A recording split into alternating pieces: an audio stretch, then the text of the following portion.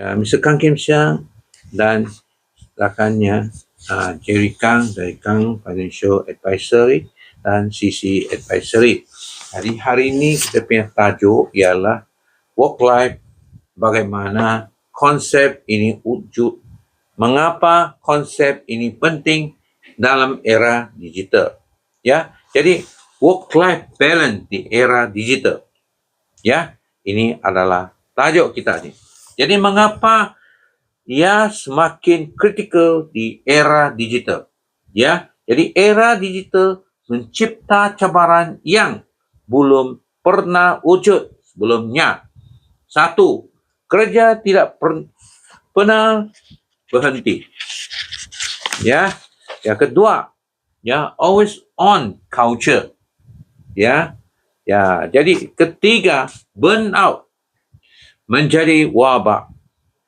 Keempat, kerja remote menghapus retail pemisah. Ya, jadi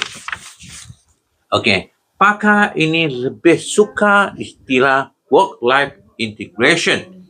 Ya, bukan mesti memisahkan kerja dan kehidupan secara kaku.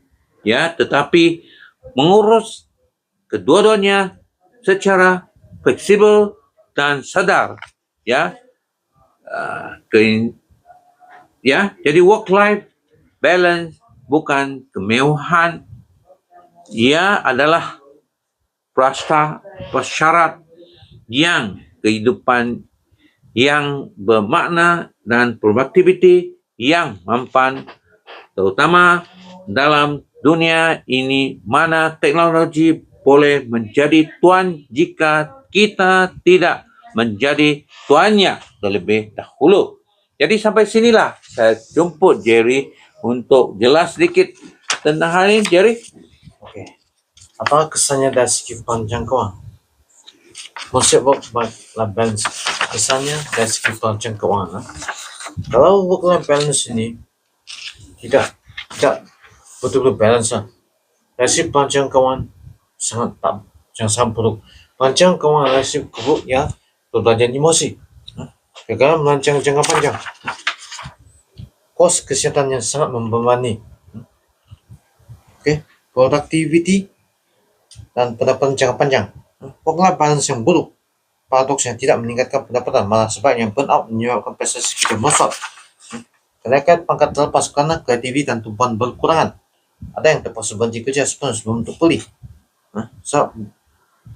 Jika tidak work-life balance, senang burnout, menjadi gila waktu kerja.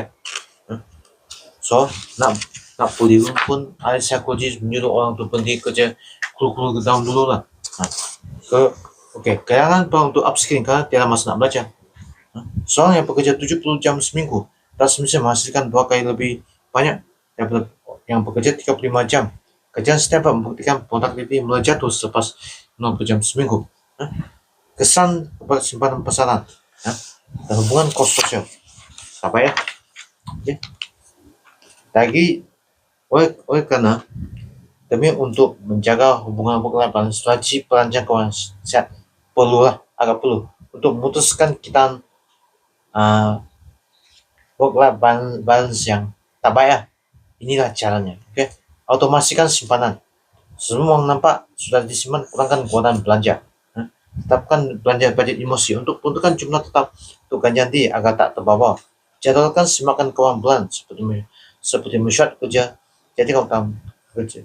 Jadikan ini utama. Labur masa dalam kesehatan ini menggunakan kos pelupatan dan masa depan secara drastik. Carilah penasihat keuangan seperti dokter untuk badan pakar keuangan membantu menjaga kesehatan keuangan Anda. Setakat inilah yang penyampaian. Ya, terima kasih kepada Jerry untuk mengalas sedikit tentang work-life imbalance. Jadi ini adalah masa AI, ya. Jadi masa AI ialah era baru. Kita semua menggunakan AI, jadi semua digital. Jadi gunakan AI, jadi kita boleh buat dia balance, ya.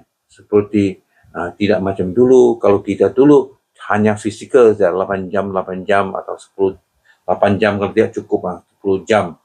Ini sampai orang totally burnout, ya, sampai penyakit kalau datang, datanglah, sampai penyakit kronik pun datang. Segala kita cari itu semua pun terkeluar dari penyakit. Jadi sampai sinilah. Sila like, subscribe dan sokong dan share. Terima kasih.